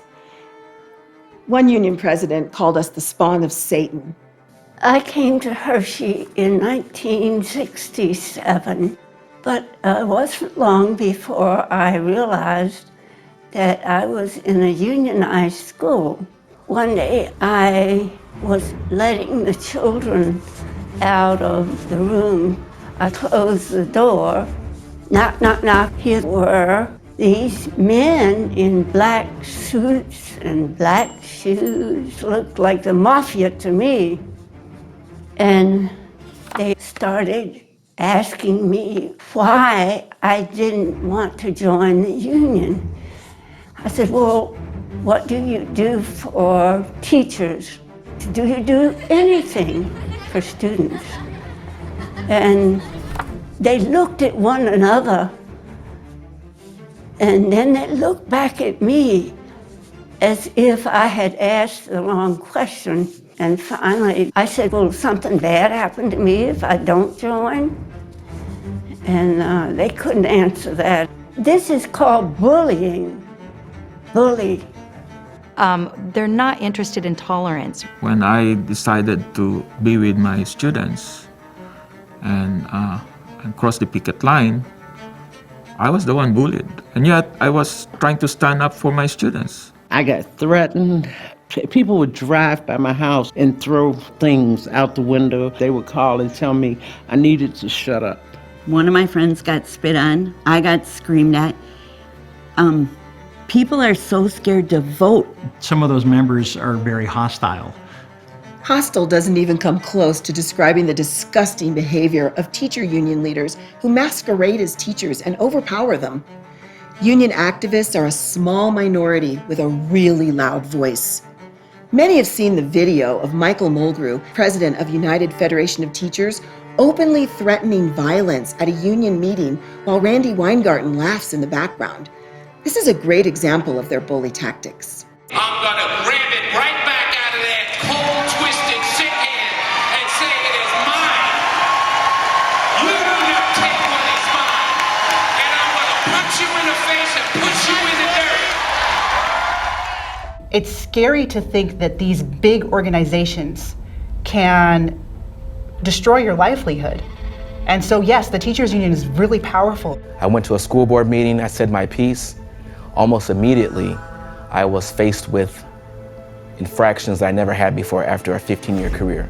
I had numerous infractions I was facing after having 0. I was accused of not being fit for teaching. I was accused of hurting a student. I was accused of not being a quality leader. I was accused of telling lies. I was accused of being a revisionist. None of those are true. All the things I was accused of was all because I was opposed to being forced to be a union member. It's not okay. If a teacher stands up to oppose these changes, to oppose the new policies, the changes in curriculum, the bad discipline policies, you'll be ostracized. You'll be attacked by your fellow teachers. Really, the union looks at you and they make your life very uncomfortable. And so we want to make sure that teachers know that you do have another option. And we have tons of positive options. We started For Kids and Country to expose union abuses, give voice to good teachers, and to reconnect teachers and parents so they can restore our schools. Unions have purposely divided us and are the money and muscle behind the nightmares in our schools, including the elections of corrupt school board members. If we can help teachers to exit the unions and adopt each teacher we know, we can restore our schools overnight. The Teachers Union and the ACLU came up with a document called the Safe School Coalition. In this document, it literally said that parents are barriers. They told educators that parents are dissenters. Well, the reality is we're not dissenters, we're the parents. Their whole goal is to intimidate, to silence the opposition, to try and win through these means. We have made a decision and a recommendation to recess this meeting, and I'll turn it back to President Greenberg. I didn't come up with this term. I've got a good friend who came up with that term, and because they are so fancy and most of them are rich and they live in big houses, big fancy houses, they're probably sipping on Chardonnay all the time. So he put those two together and said, they're Chardonnay Antifa, and that one stuck. So Chardonnay Antifa was a term that came out of this Facebook group in the aftermath. And, really what it is just people out there that they operate in the shadows of Facebook. They don't want to have debates with you. Instead, they want to cancel people. They want to send letters to your work saying you're a racist. They want to publicly expose you. They want to call everybody's a racist or a fascist or a sexist. For people that are supposedly for diversity, equity, and inclusion, they are the most intolerant, hateful group of individuals that I've ever seen. There was a Facebook group with a teacher. I might be able to, let me see if I can find it. There was a teacher that posted on a Facebook group, "I'm so tired of hearing about special needs kids. They'll be fine. They were retarded before COVID, they'll still be retarded after. Sounds like someone doesn't want to deal with their special needs kid. Sorry you got pregnant and had a retarded kid. Your problem, not mine. And yes, I'm a teacher." Who can say stuff like this and still have a job afterwards? Taking care of kids. People can call your kid retarded. It's completely not okay.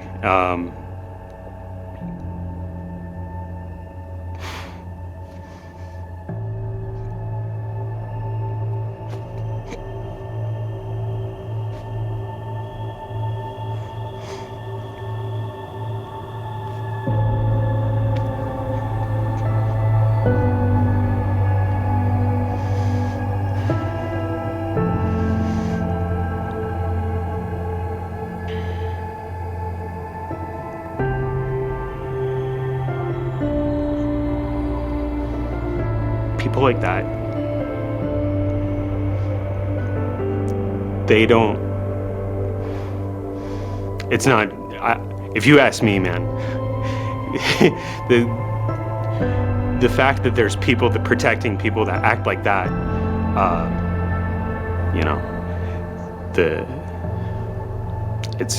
I don't know.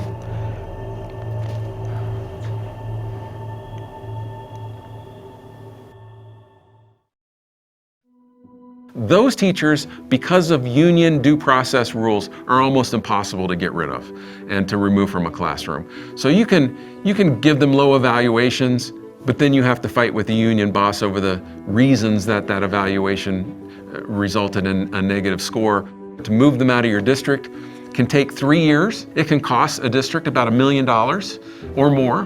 Large school districts have what are called rubber rooms, and rubber rooms are offices where they basically get paid to go to work and not teach. Unions defend incompetent and even abusive teachers all the time. One teacher decided to sunbathe during recess in front of the children, topless. She wasn't fired. They simply moved her to a different school. This is called the dance of the lemons. During my education experience, 2 of my greatest teachers I ever had lost their job due to the last in, first out policies that the teachers' unions brought into the education system, while 2 of the worst teachers I ever had kept their jobs. I know teachers who won Teacher of the Year, but lost their job for the crime of being new hires. As an administrator of a charter school, I have great advantages in administering and managing the faculty that my principal friends who are principals in other regular public schools just don't have. For example, my teachers are not union members. And so what that means is I can treat them all on a truly professional basis. This is something to keep in mind. The purpose of joining a union is to abandon the elements of professionalism that any true profession enjoys. What they produce on the court or in the courtroom is a function of how they get rewarded and compensated. Our highest performers in the school get the biggest pay raises. And then those who still have a ways to go have lots of opportunities for improvement, as we say. We paint a very clear picture of what those opportunities for improvement are. If they get better, they make more money. That's the way the world works and the way it ought to work. Those who join teachers' unions, they are paying for a system that prevents them from being treated like professionals. They are all treated the same. That is what a union does. When there came to be a question over a teacher, maybe that should be promoted because they had the same time and they had the same ratings and so forth, you know how they determine that? They would flip a coin. Yeah, actually in the contract, in black and white, it said that they would flip a coin to determine the outcome. To me, that was astonishing.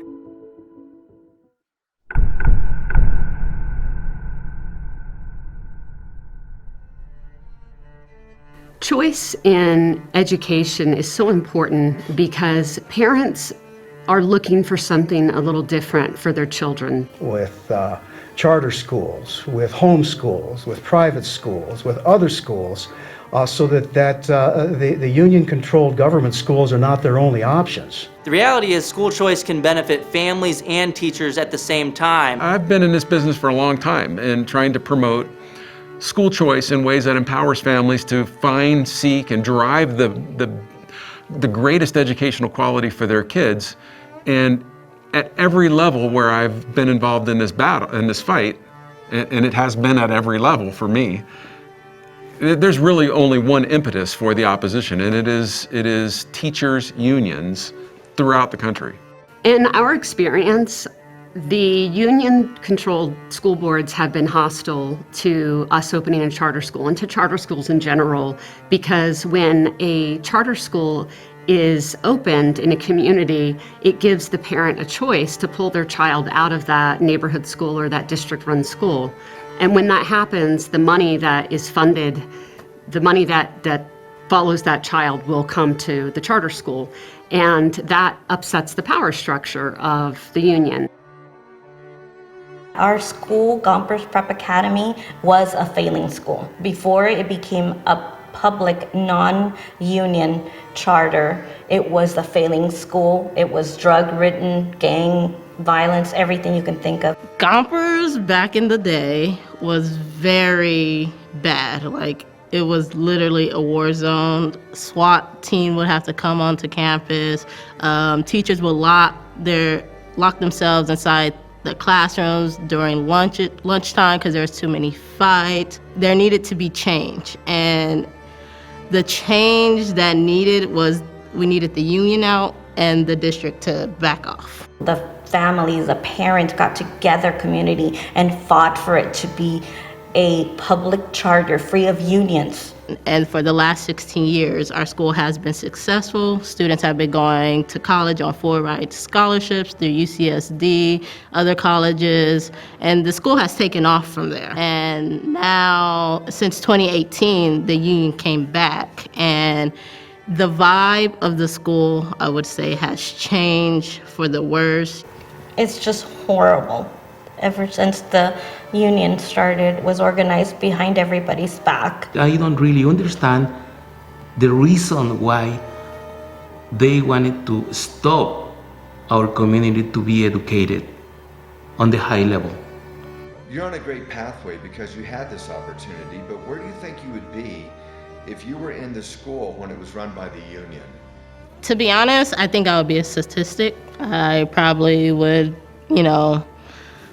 not have graduated. I would be in the streets. To be honest, that's a tough question. I don't know where I would be. Parents tend to be pretty demanding customers of government when it comes to their own kids, and so the expectations for quality tend to be higher in a charter school.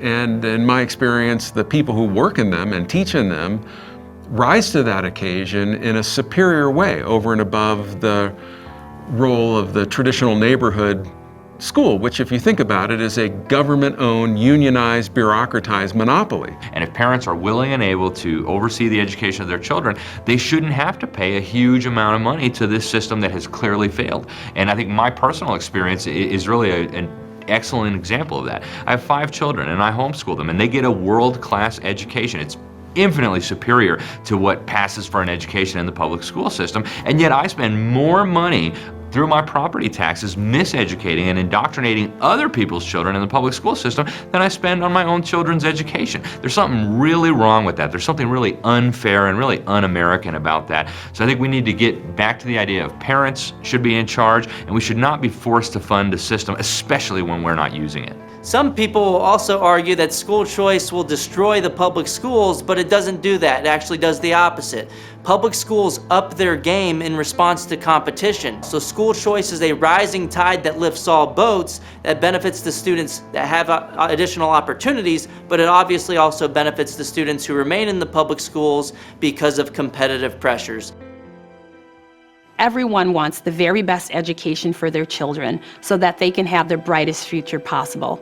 When you take school choice away and you force a family to put a child into a school system that fails them and doesn't achieve, you are forcing that child to grow up in a failed, rigged system. The issues that I was having at that school was the school system itself was failing our kids, my kids.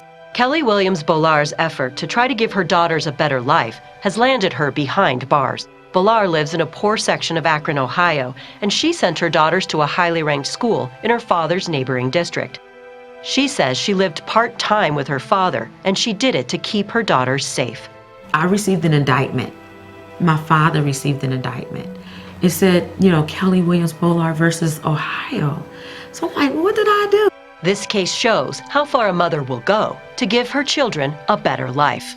They sentenced me to jail because I wanted a better education for my daughters.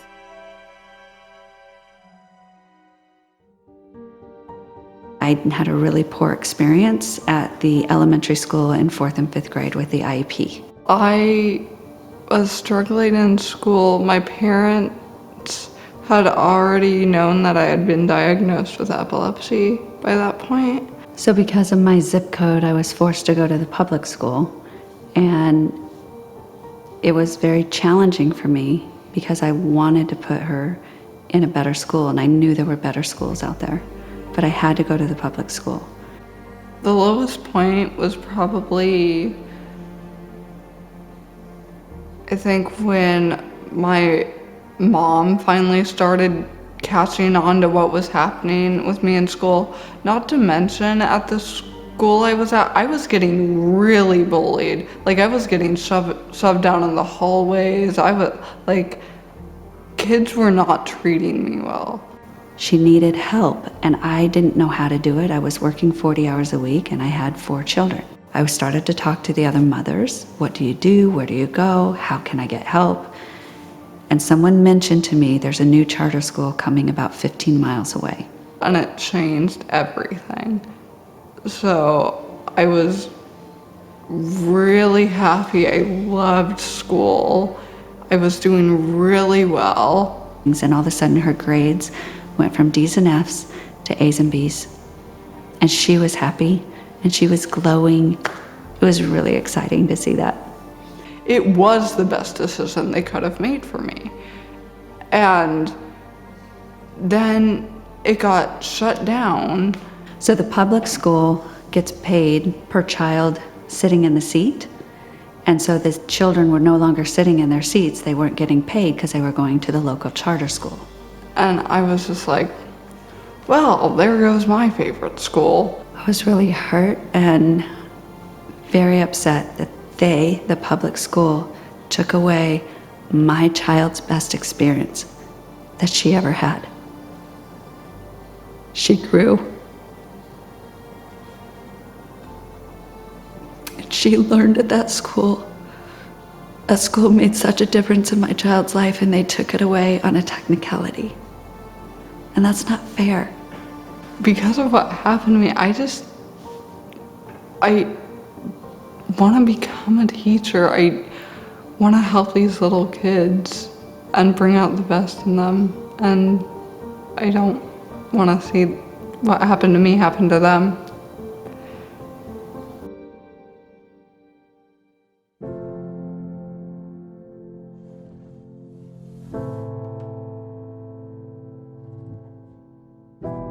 I was looking for my child to be educated.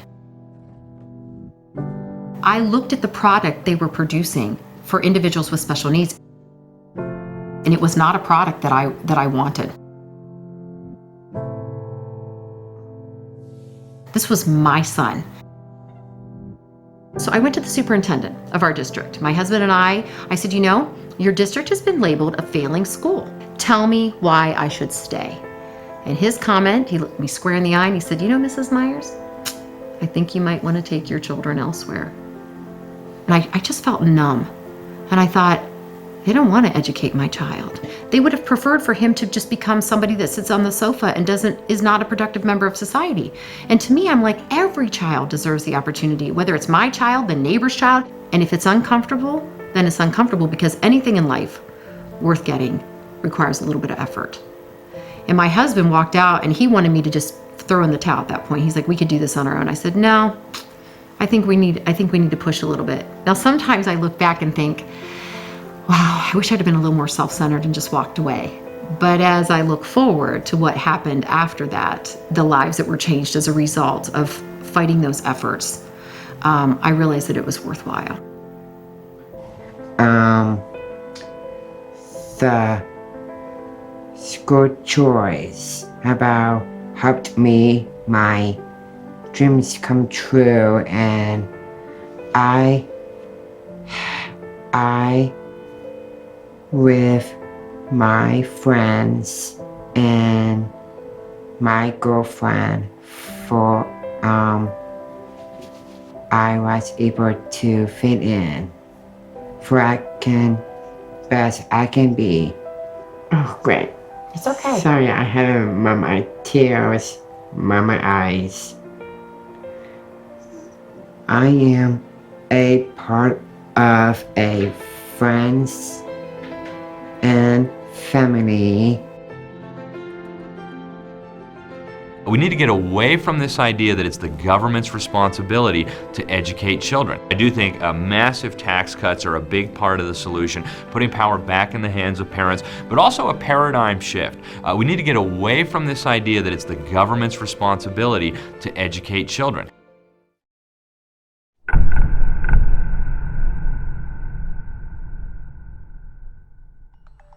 We see what's happening at school boards, school districts across the country.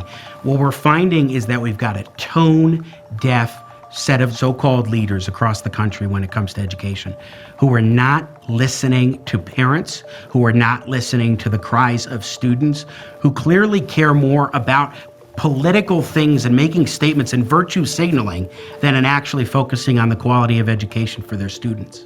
Transparency has become an issue with our school board. They are assaulting parental rights. They are not respecting our cultures, our religious backgrounds, our values. They're not respecting our voice. And because of this, we have to get parents back in the driver's seat. I think, mainly it's the approach and the methods that they use to intimidate and bully, and then to silence. Hi, I'm a teacher from Fairfax County Public Schools. I'm going to give a medical exemption. I'm sorry? Do you have a medical exemption for I do. mask? Okay. You've been cleared by staff. Can someone? Yes, I have. Can I have my full minute, please? You may. Thank you. I'm waiting for staff to give me a thumbs up that the medical exemption was granted. It's actually embarrassing that you have to ask me that question in front of hundreds of people here. That's discrimination against HIPAA. It is. I can't ask you if you're gay. I can't ask you if you have herpes. You can't ask me about my medical exemption. I can't ask you if you're pregnant. You can't ask me that question. Would you like your minute now? I would love my minute, yes. They shut down the last school board meeting because somebody got a rousing round of applause for their speech. Applause is expression. The ongoing attempt to silence and control parents reached the point of absurdity as Douglas County once again made the national news as they attempted to outlaw clapping. At the center of this is Douglas County, Colorado, where in an effort to make things safer, they're trying to ban clapping. Audience, again, I'm sorry, McKinley. That 5-year-old girl. McKinley, if I could just have you stop again. Audience, this is the second time I've had to pause. I've clearly stated the expectations. We cannot comment. It makes it an unsafe environment for someone who has a different perspective. And I know that they have all their rules, whatnot, but the rules don't override the First Amendment. And I said, here's your assignment. For the members of Chardonnay and Tifa, here is your assignment with a copy of the First Amendment attached. I'm going to lead this here, and I hope you learned something. Felt good to be able to say that because they haven't honored it. They do need to do an assignment on the First Amendment. We, the parents who make up the vast majority of this community, all we get to do is vote and then go to a school board meeting and speak for a minute if we're lucky before they shut us down. The citizens of this county deserve better. And if you're not willing to do it, Can you please cover your nose with your mask? you're all vaccinated. What the freak?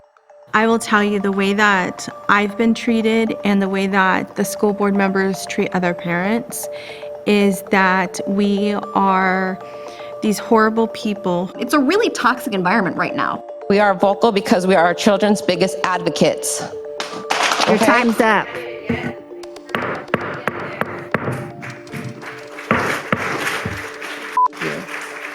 So I learned from a teacher in the community who was brave enough to tell me that South Kingstown chapter of the NEA had a meeting to target me, a parent. And I'm a nobody in the community, I'm just a parent.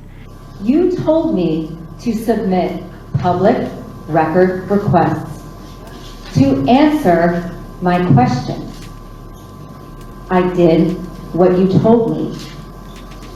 And now you're holding a public meeting to discuss suing me for doing what you told me to do.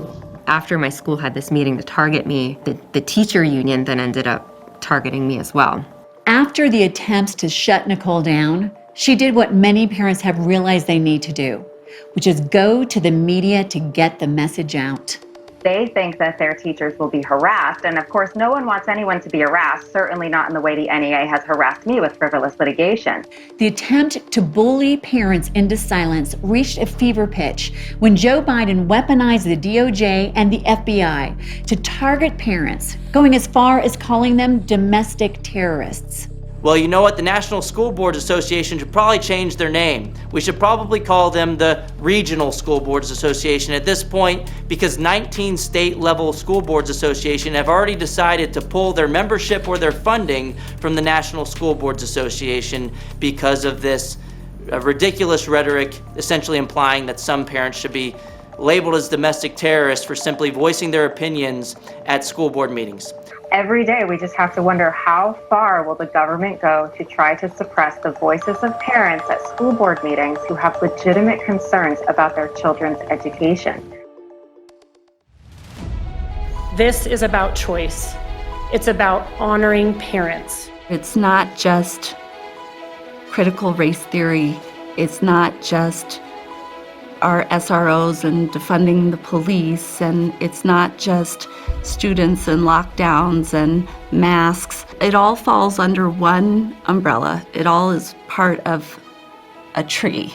And we need to focus on the root of the problem. The root of these problems is the unions, who collect billions of dollars from unsuspecting teachers to promote and fund policies that infect the branches of our educational tree. Our schools and our republic can be restored if we root out these corrupt unions. That's why it's so vital that we stand with teachers and give them the courage to break free from unions through a mass union exit. In 2022, there's already 30 states now that have introduced legislation to fund students as opposed to systems. People are nervous about going to school board meetings, calling for advice. What do I say? How do I do this? But they do it. And a lot of times they do a great job, and then they end up going viral and being national news. It's very exciting to see thousands of parents now waking up and realizing that they have a right to be the ultimate authority in their children's life. Parents can win this battle in the long run, but they have to keep up the energy, they have to keep up the fight. Parents are on the right side of history here. What I see as the solution to having more choice in education is more parents becoming involved in their local school district races, in their local school board elections, in their local politics. One way to do so is to show up at the school board meetings and make your voices heard in numbers. But at the same time, another solution is to fight for school choice policies, to have the right to take your child's education dollars to wherever you want them to get an education. Parents should fight to fund students, not systems. Because parents in Douglas County stood together, we flipped our school board, and even the national media seemed to celebrate. That was the scene after voters pushed back against the district's woke education policy. You won. The parents won. Thank you.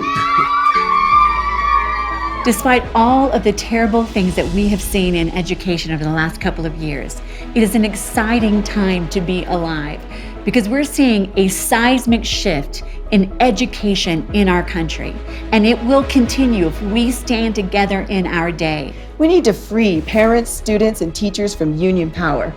Without union control in our schools, we see a restoration of parental authority and respect. We see honor and dignity returning to the teaching profession, and we know students have a safe and loving learning environment. The government school monopoly has overplayed its hand, and at this point, the teachers' union monopoly is actively destroying its own empire, and it's absolutely glorious. We're even seeing that in the rest of our national stage. Look at Virginia, where one of the politicians said that parents did not even have a right to know what their children were learning. And what did they do? They hired somebody else. The great news is teachers' unions have finally overplayed their hand, showed their true colors, and awakened a sleeping giant.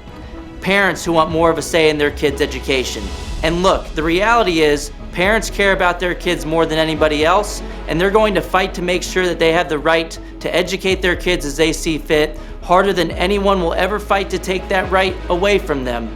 And so it would be wise of politicians from all parties to listen to this new special interest group, parents, going forward. Let's never forget, from this moment on, we are the guardians of our children's education, their formation, and their future. And if we all stand together, good teachers, caring, brave parents, we stand together now, we can look back at this day and say it is when we really achieved educational freedom and helps every student from every walk of life flourish. All we ask is that you join us. As for the question as whose kids are they, they're my kids. They're your kids. They are not property of the government, of the school district, of teachers' unions, of any kind of agenda out there. These are my children. They are my children. These are my children. They're my children. They're our children. They're our children. They're our children. They're our children.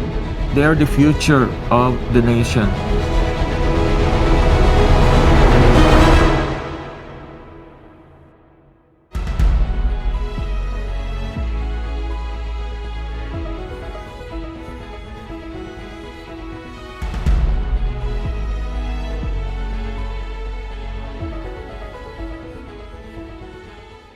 Cause the flag still stands for freedom, and they can't take that away.